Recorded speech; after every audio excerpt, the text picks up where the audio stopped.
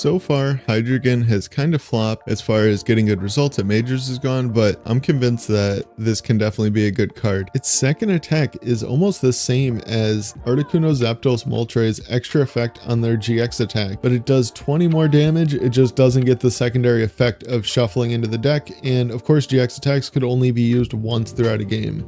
And the fact that there's no drawback to this attack makes it completely insane to me. Like, you don't have to discard any energy and you can just spam it back-to-back turns. So I've been like messing around with Hydreigon on and off ever since it came out, and I wasn't feeling like I was making any progress with the deck until I saw the Dragapult Ironthorns deck with the Toedscruel, and I never thought about jamming like a stage 1 line into a stage 2 deck like this, but it's kind of the perfect fit. A lot of decks are almost exclusively relying on Night Stretchers instead of Super Odds, and then we have all the decks that use energy retrievals and superior energy retrievals, and it makes it so Pokestop just mills 3 cards from your opponent's deck. It's kind of a perfect fit. I should probably explain what the cards do. Of course, Hydreigon is a stage 2 dark Pokemon with 330 hit points, so it should be tanking a hit at the beginning of the game in most matchups. It has an attack for dark colorless that does 200, and we mill the top 3 cards of our opponent's deck. And then its second attack for dark metal psychic colorless does 130 to the active and 130 to 2 of your opponent's bench Pokemon. So both of its attacks are really good, and the second attack seems kind of impossible to power up, but it actually happens almost every game I've ever played with the deck, with the combination of a dark energy, a counter gain, and the Neo Upper Energy. Counter gain says if we're behind on prizes, our attacks cost 1 colorless less, and Neo Upper Energy, if it's attached to a stage 2 Pokemon, is like a double rainbow energy. It's 2 energy of any type. Now Toedscruel has the ability that it says our opponent's cards in their discard pile cannot be put in their hand with the effects of trainers or abilities. This shuts off Pokestop, energy retrieval, Pelipper if anyone ever were to play that. So it's pretty good because we can mill some key cards and make it a little bit harder for our opponent to get them back. I've also thought about putting a Sandshrew in here to make Pal Pad not work as well, but that might be going a little too far. We have a Briar in here. Briar of course says if our opponent is at 2 prizes, the attacks of our Terra Pokemon, if we knock out the active, we take an extra prize. So this can let us take like 5 prize turns if we can knock out like an active 2 prizer and then 2 1 prizers on the bench. This also could be the slot where like an Eerie would go, or Roseanne's backup, or like that kind of extra flex supporter. But yeah, the rest of the deck is kind of straightforward. It's just the cards to make the deck function. There's a few things that could definitely be changed, and I'll talk more about that after the games. All right, so we start out with 2 Pidgeys in the active. I won the coin flip and chose to go first. I'm just debating whether I attach an energy to be able to like hit for 20 or just have a way to retreat next turn. I decide not to. This deck doesn't play the highest amount of energy cards, and it also doesn't run like a Super Odd or any way to recover multiple energy, which I suppose the Night Stretcher could just be a Super Odd. I'm kind of still trying to figure out what that works best as, but overall this hand kind of sucked. Luckily we were up against another evolution deck though, so we kind of have a free turn, and I top deck a Deino to be able to attach the energy to. I could have held the hand, but they have a Dusclops on the bench, or a Duskull, and I wanted to be able to get down at least another Deino. Ideally I wanted to get 2 of them down so that they couldn't wipe out all of my evolving basics with their, you know, a Dusknoir and then like a boss. But I'm forced to kind of Ultra Ball for the Rotom there to draw a couple cards because that hand was completely dead beforehand. I also have the Cleffa in hand, which I could use next turn, which is something that I'm thinking about right now throughout my opponent's turn here.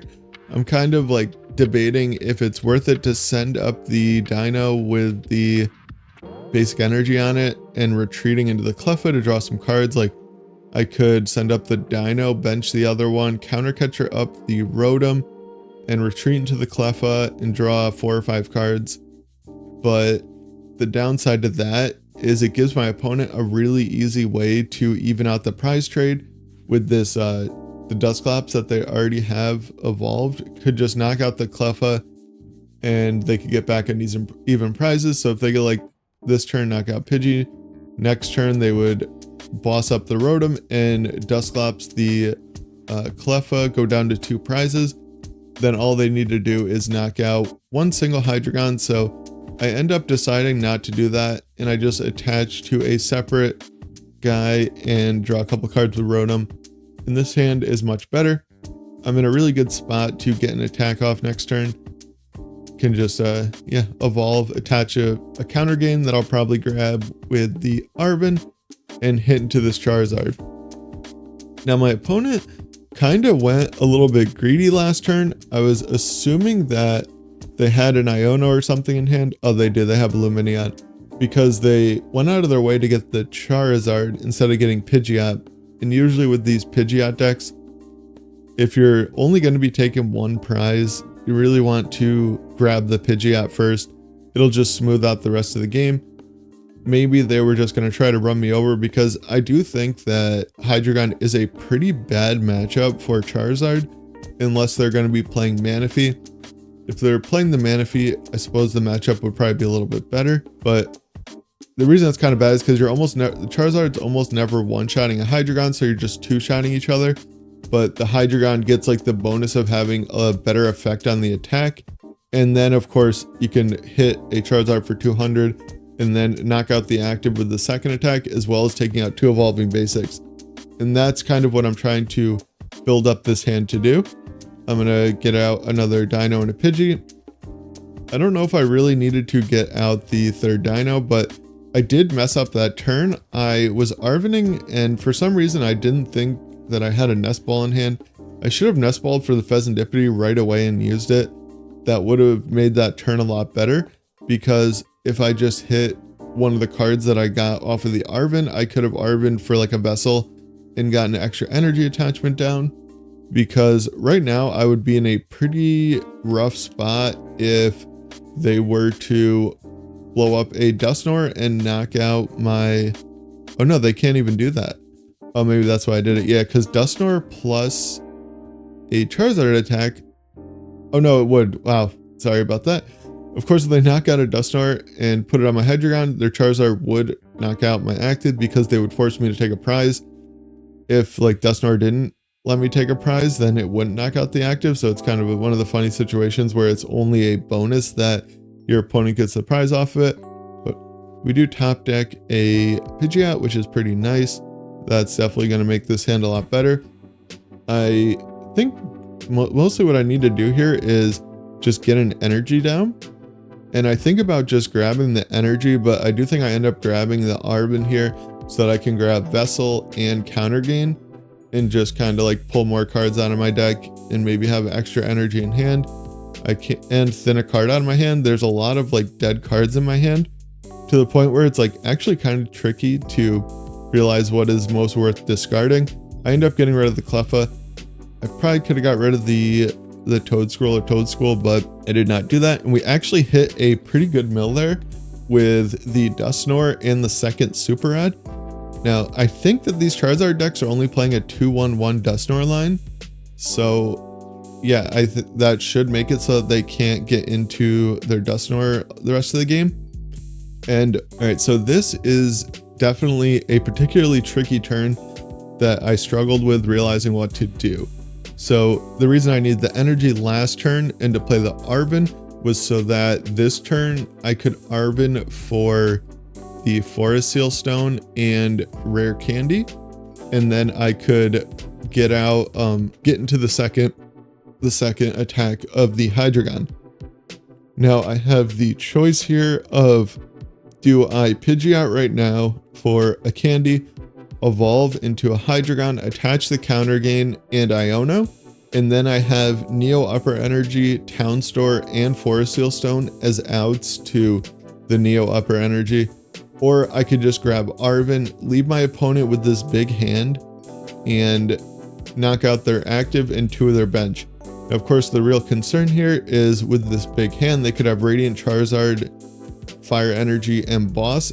And I think they have 1 Fire Energy left, but I decide that I think I have pretty good odds of winning the game if I just play the league headquarters down and do the second attack. They're already down 1 stadium, so they might have 1 more. This is one where like my deck knowledge isn't really helping me, because at the time I could not remember if Charizard played 2 stadiums or 1. I'm pretty sure that they played 2, but I thought without Pidgeot in play, and if I knock out their Pidgey, there's pretty good chance that they can't get into a Radiant Charizard and a Gust effect. I'm assuming that they would have at least a gust effect, but the Radiant Charizard and Stadium Bump would be a lot harder for them to come by. And so I decided to do that play. And this is like, that's one of those turns where I have to pick the right play. It's the difference between winning and losing.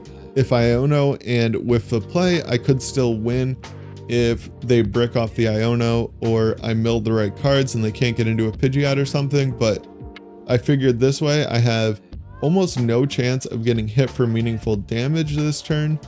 And yeah, and I just guaranteed the attack. Now, my opponent bench locks themselves, which is an interesting choice. I would have definitely left the bench space for the option of the Radiant Charizard play. Maybe they just don't play an extra stadium though, and that's kind of why they didn't go for it, but they do end up passing. Now we can use the second attack again and win the game. So this game we are up against Raging Bolt, which would normally be a pretty bad matchup for Hydreigon, I'm pretty sure. But now that we have the Toedscruel, I actually think it's probably a solid matchup as long as we can get it out and going. And of course, we always could beat Raging Bolt by like Ionoing them low, not taking prizes, and setting up for like a 6-prize turn or something like that with Hydreigon, or just milling a couple key resources could definitely set them back. But the real unfortunate part is it's kind of weird. If they actually don't go aggressive and force us to put 2 Dark Energies onto a Hydreigon to attack, they can just knock out Hydreigon with a 3 energy Ogerpon. So that's why I think the double counter gain is actually a kind of a benefit into matchups with, well, it's definitely a benefit into matchups with Ogerpon.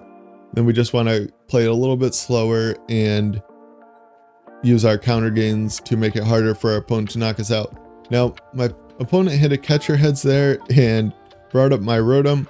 I think that means they don't know what Toedscruel does, which I figured, I don't know, I guess some people just don't like pay that much attention to the cards, which is fine, but I'm getting like pretty close to Arceus League, so I figured most people would know what the cards do at this point.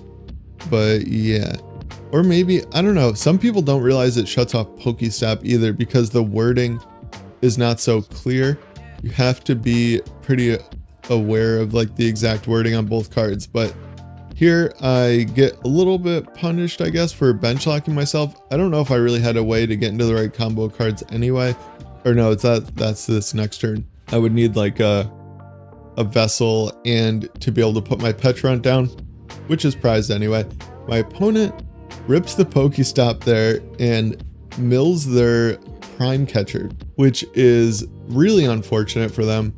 That feels bad. I think that here it's possible that they knew that the Pokestop wouldn't work, but I think that they needed to hit an energy into the discard pile to draw with their Sada there. So that kind of makes sense. That's a worthy risk. I can't remember the phrase used to describe that, but now we're here anyway. Yeah, I'm gonna Pidgeot here for Arven. I don't know. I could evolve to the middle evolution. I'm kind of like looking at everything here and trying to figure out, I'm like pretty convinced there's a way that I could have gotten attack off with Dark Patch this turn, but there isn't. I looked at it long enough and there's definitely not. I can Vessel away like a Pidgeot piece or something, and then Ultra Ball that and the other Pidgeot piece away and get the middle evolution and play Iono or just draw with Rotom. I don't know, it doesn't really matter which. I decided to draw with Rotom. I guess keeping the Hydreigon and Dark Patch in hand is definitely pretty solid. My opponent is going to take 2 prizes here, but that's not super concerning. The real fear is that they could knock out the Toedscruel, but as you can see, it's kind of insane in these matchups. Like, my opponent would surely be attacking by now and have taken 3 prizes probably if they could just use their Pokestop, but since they can't, they're still just kind of sitting here and passing for multiple turns. And they finally just now get into an attack. They bench the Slitherwing, which I guess makes sense. They want an ancient Pokemon down to at least be able to draw off of an Iono. Maybe they think Hydreigon's weak to fighting as well, which wouldn't matter because it has too much HP. Isn't that kind of crazy where the stage 2s have so much HP that they can't even be knocked out by weakness of like a decent attack? It is kind of nuts, but I decided not to use the Dark Patch there, and because I can just attack with the Counter Gain, so I don't even really need an energy. And Iono, now I can Pidgeot for whatever here. I have nothing like specific that I need to get. I kind of want to get an energy attachment down is what I'm thinking. Well, no, not even this turn. I want to have the option in my hand for energy later, because both of my Hydreigons can attack with just a Counter Gain now, and so I don't really need to be putting energy on grass weak Pokemon, but at some point I might want to grab one. There's probably a better option I could grab there. I should have grabbed Neo Upper Energy actually, I think, because I can probably assume that it's unlikely that my opponent disrupts my hand. So I basically want to build up to have a couple gust effects in my hand and the Neo Upper Energy combo, because I'm not going to knock out this active guy. Like, I might knock it out, but if he removes both energy off the active, then I'm definitely not knocking it out. But I'm going to like boss or counter catcher up the Fezandipiti and hit into that for 200, and then hit into an Ogerpon for 200, and then take all my prizes in one turn. That's kind of my plan. I could also accidentally deck them out along the way, because they did like spin the Pokestop way more times than they needed to. I'm not really too sure about that. Maybe they thought it was a glitch or like a bug, because like I said, if you read the Toedscruel and then read Pokestop, it's not super clear that the Toedscruel would stop the Pokestop. But I was going to put down the league headquarters there. I decided not to. I want to save that for the turn that I use the Iono. Like, if they take out this Hydreigon this turn, then I would Iono and put down the league headquarters, but luckily they don't end up taking it out.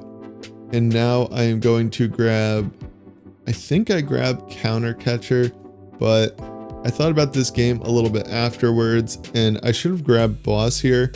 I'm not taking prizes, so I have no risk of not being behind on prizes.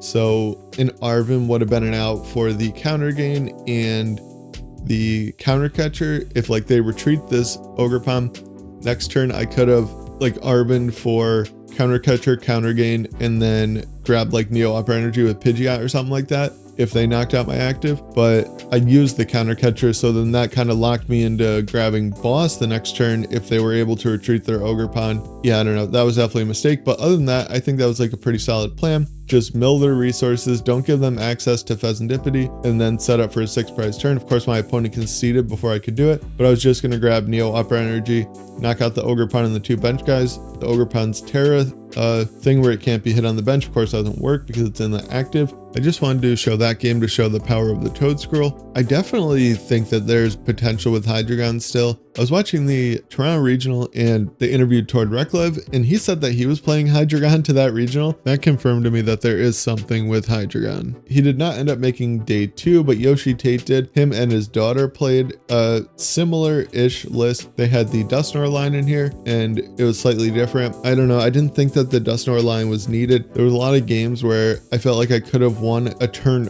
earlier if I had the Dusknoir line, but who knows if I would even be set up if I had to take out like 3 of the cards in the deck. I put the Toedscruel in here before Toronto Regional, and I originally thought you needed to have TM Evo with it because you can get it out right away and start disrupting your opponent as soon as like their second turn. If you go second, you just TM Evo, but that made the list a lot clunkier, and I ended up taking that stuff out because it bought me 4 more spots. I had 2 TM Evo and an extra middle evolution for Hydreigon and a Pidgeot. So I got those 4 spots back. I added in like Dark Patch, Briar, Boss, and maybe Ultra Ball, I think. This is definitely one of those decks where I feel like I almost want like 70 cards in here, but it has to be 60, so we can't have them all. Like I said earlier, the Briar could be like Eerie, Turo, Roseanne's. Colrus Tenacity is another thing that would fit in here pretty nicely. The Feather Ball could be a Terra Orb or a 4th Ultra Ball. The Night Stretcher could be